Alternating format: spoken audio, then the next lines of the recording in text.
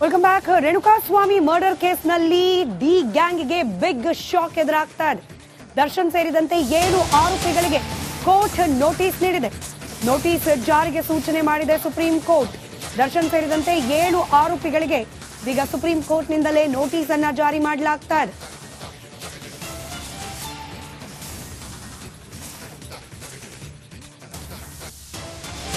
ಶೀಘ್ರವೇ 7 ಆರೋಪಿಗಳಿಗೆ ತಲುಪಲಿದೆ ಸುಪ್ರೀಂ ಕೋರ್ಟ್ನ ನೋಟಿಸ್ ತಲುಪಿದ ಬೆನ್ನಲ್ಲೇ ವಿಚಾರಣೆಗೂ ಕೂಡ ದಿನಾಂಕ ಫಿಕ್ಸ್ ಮಾಡೋ ಸಾಧ್ಯತೆ ಇದೆ. ಮುಂದಿನ ವಿಚಾರಣೆಗೆ ಆರೋಪಿ ಪರ ವಕೀಲರು ಕೂಡ ಹಾಜರಾಗಬೇಕಾಗತ್ತೆ. ಜಾಮೀನು ಯಾಕೆ ಬೇಕು ಬೇಡ ಅನ್ನೋದ್ರ ಬಗ್ಗೆ ಮತ್ತೆ ವಾದ ಪ್ರತಿವಾದವನ್ನು ಆಲಿಸಲಿದೆ ನ್ಯಾಯಾಲಯ. 2 ಕಡೆ ವಾದ ಪ್ರತಿವಾದವನ್ನು ಆಲಿಸಿ ಮುಂದಿನ ಆದೇಶವನ್ನ ಹೊರಡಿಸಲಿದೆ ಕೋರ್ಟ್.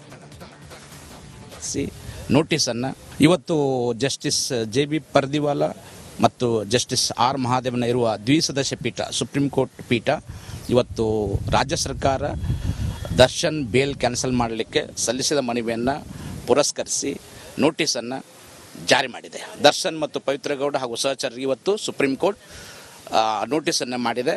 ಆ ನೋಟಿಸು 4 ವಾರ ಒಳಗಾಗಿ ಇವರು ಅದಕ್ಕೆ ಉತ್ತರಿಸಬೇಕು.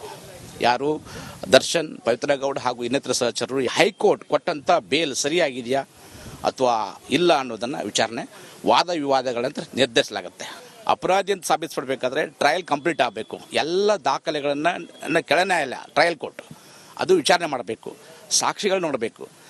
ಸಾಕ್ಷಿಗಳ ವಿಚಾರಣೆ, ಮರು ವಿಚಾರಣೆ, ದಾಖಲೆಗಳೆಲ್ಲ ಪರಿಶೀಲಿಸಿ ತೀರ್ಪು ಬರುತ್ತಲ್ಲ, ಆವಾಗ ಆ ತೀರ್ಪಿನ ನಂತರ ಇವರು ಅಪರಾಧ ನಿರಪರಾಧ ಸಾಬೀತುಪಡಿಸಿದ ನಂತರ ಅಪೀಲ್ಗೆ ಹೋಗಬೇಕು. ಅಪೀಲ್ ಹೈಕೋರ್ಟಲ್ಲಿ ಅಪೀಲ್ ಆದಮೇಲೆ ಸುಪ್ರೀಂ ಕೋರ್ಟ್ ಬರೋ ಅವಕಾಶ ಇದೆ. ಹೀಗಾಗಿ ಇಲ್ಲಿವರೆಗೆ ಸುಪ್ರೀಂ ಕೋರ್ಟು ಈ ಏನು ಇವತ್ತೇನು ನೋಟಿಸ್ ಮಾಡಿದೆ ಅದು ಬೇಲ್ ಕ್ಯಾನ್ಸಲ್ ಮಾಡಬೇಕಾ ಅಥವಾ ಬೇಡ ಅಂತಷ್ಟೇ ಮಾತ್ರ.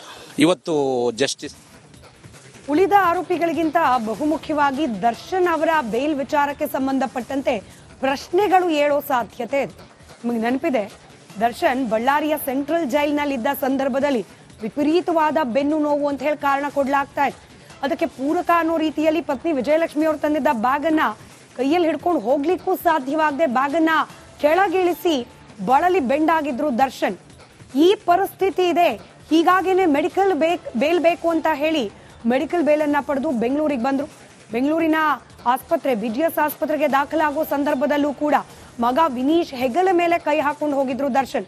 ಅಂದ್ರೆ ಬಳ್ಳಾರಿ ಜೈಲಲ್ಲಿ ಇರ್ತಾ ಅದಾದ ನಂತರದಲ್ಲಿ ಮೆಡಿಕಲ್ ಬೇಲ್ ಪಡೆದು ಆಸ್ಪತ್ರೆಗೆ ಅಡ್ಮಿಟ್ ಆಗ್ತಾ ಎಲ್ಲಾ ಸಂದರ್ಭದಲ್ಲೂ ಕೂಡ ಬೆನ್ನು ನೋವು ಇತ್ತು ಅನ್ನೋದನ್ನ ತೋರಿಸುವಂತಿತ್ತು ಈ ದೃಶ್ಯಗಳು. ಆದ್ರೆ ಯಾವಾಗ ಬೇಲ್ ಸಿಕ್ತೋ, ಹಾಸ್ಪಿಟಲ್ನಿಂದ ಡಿಸ್ಚಾರ್ಜ್ ಆಗಿ ಆಚೆ ಬರೋ ಪ್ರಸಂಗ ಬಂತೋ, ರೆಗ್ಯುಲರ್ ಬೇಲ್ನ ಮೇಲೆ ಫಿಟ್ ಅಂಡ್ ಫೈನ್ ಆಗಿ ಕಾಣಿಸ್ಕೊಂಡ್ರು ದರ್ಶನ್. ಅದಾದ್ಮೇಲೆ ಪರಿವಾರ ಸಮೇತರಾಗಿ ಸಿನಿಮಾ ಕೂಡ ನೋಡಿದ್ದಾರೆ. ಹೀಗೆ ಕೂಲ್ ಆಗಿರುವ ದರ್ಶನ್ಗೆ ಸುಪ್ರೀಂ ಕೋರ್ಟ್ ಈಗ ಮತ್ತೊಂದು ನೋಟಿಸ್ನ ಶಾಕ್ ನೀಡಿದೆ. Welcome back. ರೇಣುಕಾಸ್ವಾಮಿ ಮರ್ಡರ್ ಕೇಸ್ನಲ್ಲಿ ಡಿ ಗ್ಯಾಂಗ್ಗೆ ಬಿಗ್ ಶಾಕ್ ಎದುರಾಗ್ತಾ ಇದೆ. ದರ್ಶನ್ ಸೇರಿದಂತೆ 7 ಆರೋಪಿಗಳಿಗೆ ಕೋರ್ಟ್ ನೋಟಿಸ್ ನೀಡಿದೆ. ನೋಟಿಸ್ ಜಾರಿಗೆ ಸೂಚನೆ ಮಾಡಿದೆ ಸುಪ್ರೀಂ ಕೋರ್ಟ್. ದರ್ಶನ್ ಸೇರಿದಂತೆ 7 ಆರೋಪಿಗಳಿಗೆ ಈಗ ಸುಪ್ರೀಂ ಕೋರ್ಟ್ನಿಂದಲೇ ನೋಟಿಸ್ ಅನ್ನ ಜಾರಿ ಮಾಡಲಾಗ್ತಾ ಇದೆ.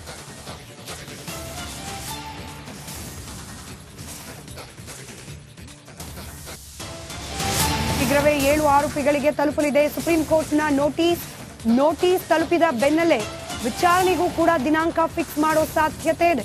ಮುಂದಿನ ವಿಚಾರಣೆಗೆ ಆರೋಪಿ ಪರ ವಕೀಲರು ಕೂಡ ಹಾಜರಾಗಬೇಕಾಗತ್ತೆ. ಜಾಮೀನು ಯಾಕೆ ಬೇಕು ಬೇಡ ಅನ್ನೋದ್ರ ಬಗ್ಗೆ ಮತ್ತೆ ವಾದ ಪ್ರತಿವಾದವನ್ನು ಆಲಿಸಲಿದೆ ನ್ಯಾಯಾಲಯ. 2 ಕಡೆ ವಾದ ಪ್ರತಿವಾದವನ್ನು ಆಲಿಸಿ ಮುಂದಿನ ಆದೇಶವನ್ನ ಹೊರಡಿಸಲಿದೆ ಕೋರ್ಟ್.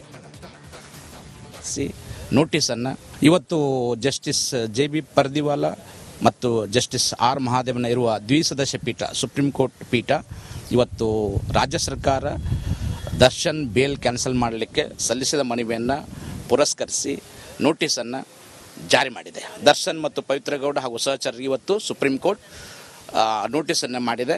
ಆ ನೋಟಿಸು 4 ವಾರ ಒಳಗಾಗಿ ಇವರು ಅದಕ್ಕೆ ಉತ್ತರಿಸಬೇಕು.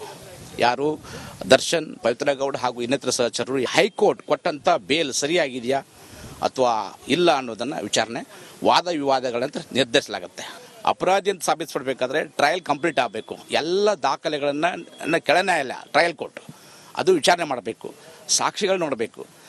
ಸಾಕ್ಷಿಗಳ ವಿಚಾರಣೆ, ಮರು ವಿಚಾರಣೆ, ದಾಖಲೆಗಳೆಲ್ಲ ಪರಿಶೀಲಿಸಿ ತೀರ್ಪು ಬರುತ್ತಲ್ಲ, ಆವಾಗ ಆ ತೀರ್ಪಿನ ನಂತರ ಇವರು ಅಪರಾಧ ನಿರಪರಾಧ ಸಾಬೀತುಪಡಿಸಿದ ನಂತರ ಅಪೀಲ್ಗೆ ಹೋಗಬೇಕು.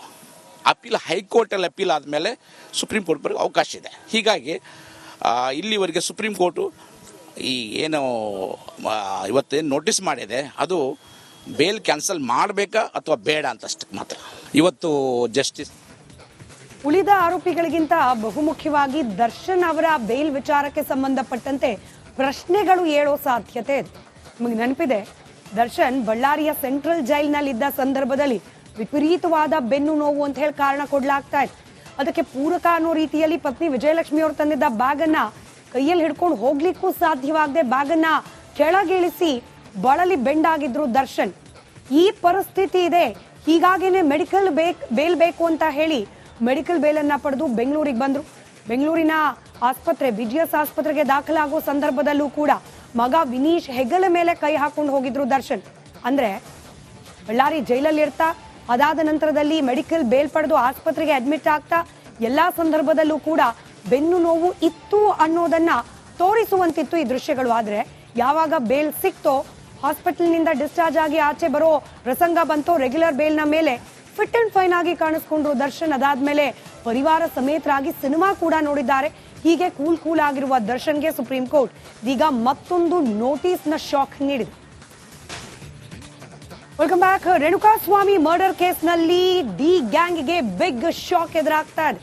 ದರ್ಶನ್ ಸೇರಿದಂತೆ 7 ಆರೋಪಿಗಳಿಗೆ ಕೋರ್ಟ್ ನೋಟಿಸ್ ನೀಡಿದೆ. ನೋಟಿಸ್ ಜಾರಿಗೆ ಸೂಚನೆ ಮಾಡಿದೆ ಸುಪ್ರೀಂ ಕೋರ್ಟ್. ದರ್ಶನ್ ಸೇರಿದಂತೆ 7 ಆರೋಪಿಗಳಿಗೆ ಈಗ ಸುಪ್ರೀಂ ಕೋರ್ಟ್ನಿಂದಲೇ ನೋಟಿಸ್ ಅನ್ನ ಜಾರಿ ಮಾಡಲಾಗ್ತಾ ಇದೆ.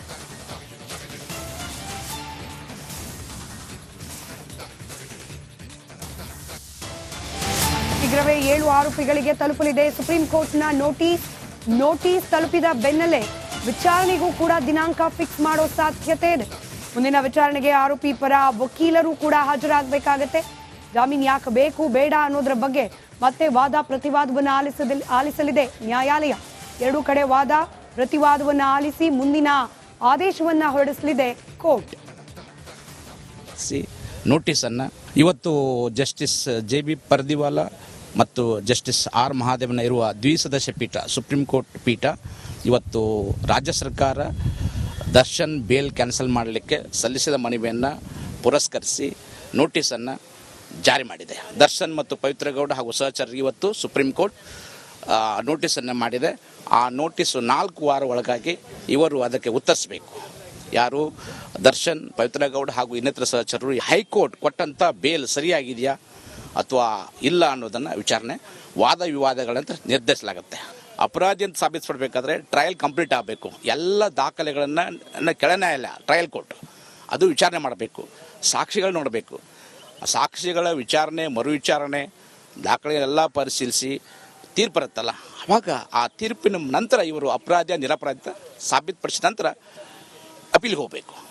ಅಪೀಲ್ ಹೈಕೋರ್ಟಲ್ಲಿ ಅಪೀಲ್ ಆದಮೇಲೆ ಸುಪ್ರೀಂ ಕೋರ್ಟ್ ಬರೋಕ್ಕೆ ಅವಕಾಶ ಇದೆ. ಹೀಗಾಗಿ ಇಲ್ಲಿವರೆಗೆ ಸುಪ್ರೀಂ ಕೋರ್ಟು ಈ ಏನು ಇವತ್ತೇನು ನೋಟಿಸ್ ಮಾಡಿದೆ ಅದು ಬೇಲ್ ಕ್ಯಾನ್ಸಲ್ ಮಾಡಬೇಕಾ ಅಥವಾ ಬೇಡ ಅಂತಷ್ಟಕ್ಕೆ ಮಾತ್ರ. ಇವತ್ತು ಜಸ್ಟಿಸ್ ಉಳಿದ ಆರೋಪಿಗಳಿಗಿಂತ ಬಹುಮುಖ್ಯವಾಗಿ ದರ್ಶನ್ ಅವರ ಬೇಲ್ ವಿಚಾರಕ್ಕೆ ಸಂಬಂಧಪಟ್ಟಂತೆ ಪ್ರಶ್ನೆಗಳು ಏಳೋ ಸಾಧ್ಯತೆ ಇದೆ. ನಿಮಗೆ ನೆನಪಿದೆ, ದರ್ಶನ್ ಬಳ್ಳಾರಿಯ ಸೆಂಟ್ರಲ್ ಜೈಲಿನಲ್ಲಿದ್ದ ಸಂದರ್ಭದಲ್ಲಿ ವಿಪರೀತವಾದ ಬೆನ್ನು ನೋವು ಅಂತ ಹೇಳಿ ಕಾರಣ ಕೊಡ್ಲಾಗ್ತಾ ಇತ್ತು. ಅದಕ್ಕೆ ಪೂರಕ ಅನ್ನೋ ರೀತಿಯಲ್ಲಿ ಪತ್ನಿ ವಿಜಯಲಕ್ಷ್ಮಿ ಅವರು ತಂದಿದ್ದ ಬ್ಯಾಗ್ ಅನ್ನ ಕೈಯಲ್ಲಿ ಹಿಡ್ಕೊಂಡು ಹೋಗ್ಲಿಕ್ಕೂ ಸಾಧ್ಯವಾಗದೆ ಬ್ಯಾಗ್ ಅನ್ನ ಕೆಳಗಿಳಿಸಿ ಬಳಲಿ ಬೆಂಡಾಗಿದ್ರು ದರ್ಶನ್. ಈ ಪರಿಸ್ಥಿತಿ ಇದೆ, ಹೀಗಾಗಿನೇ ಮೆಡಿಕಲ್ ಬೇಲ್ ಬೇಕು ಅಂತ ಹೇಳಿ ಮೆಡಿಕಲ್ ಬೇಲನ್ನ ಪಡೆದು ಬೆಂಗಳೂರಿಗೆ ಬಂದ್ರು. ಬೆಂಗಳೂರಿನ ಆಸ್ಪತ್ರೆ BGS ಆಸ್ಪತ್ರೆಗೆ ದಾಖಲಾಗೋ ಸಂದರ್ಭದಲ್ಲೂ ಕೂಡ ಮಗ ವಿನೀಶ್ ಹೆಗಲ ಮೇಲೆ ಕೈ ಹಾಕೊಂಡು ಹೋಗಿದ್ರು ದರ್ಶನ್. ಅಂದ್ರೆ ಬಳ್ಳಾರಿ ಜೈಲಲ್ಲಿ ಇರ್ತಾ ಅದಾದ ನಂತರದಲ್ಲಿ ಮೆಡಿಕಲ್ ಬೇಲ್ ಪಡೆದು ಆಸ್ಪತ್ರೆಗೆ ಅಡ್ಮಿಟ್ ಆಗ್ತಾ ಎಲ್ಲಾ ಸಂದರ್ಭದಲ್ಲೂ ಕೂಡ ಬೆನ್ನು ನೋವು ಇತ್ತು ಅನ್ನೋದನ್ನ ತೋರಿಸುವಂತಿತ್ತು ಈ ದೃಶ್ಯಗಳು. ಆದ್ರೆ ಯಾವಾಗ ಬೇಲ್ ಸಿಕ್ತೋ, ಹಾಸ್ಪಿಟಲ್ನಿಂದ ಡಿಸ್ಚಾರ್ಜ್ ಆಗಿ ಆಚೆ ಬರೋ ಪ್ರಸಂಗ ಬಂತೋ, ರೆಗ್ಯುಲರ್ ಬೇಲ್ನ ಮೇಲೆ ಫಿಟ್ ಅಂಡ್ ಫೈನ್ ಆಗಿ ಕಾಣಿಸ್ಕೊಂಡ್ರು ದರ್ಶನ್. ಅದಾದ್ಮೇಲೆ ಪರಿವಾರ ಸಮೇತರಾಗಿ ಸಿನಿಮಾ ಕೂಡ ನೋಡಿದ್ದಾರೆ. ಹೀಗೆ ಕೂಲ್ ಆಗಿರುವ ದರ್ಶನ್ಗೆ ಸುಪ್ರೀಂ ಕೋರ್ಟ್ ಈಗ ಮತ್ತೊಂದು ನೋಟಿಸ್ನ ಶಾಕ್ ನೀಡಿದೆ.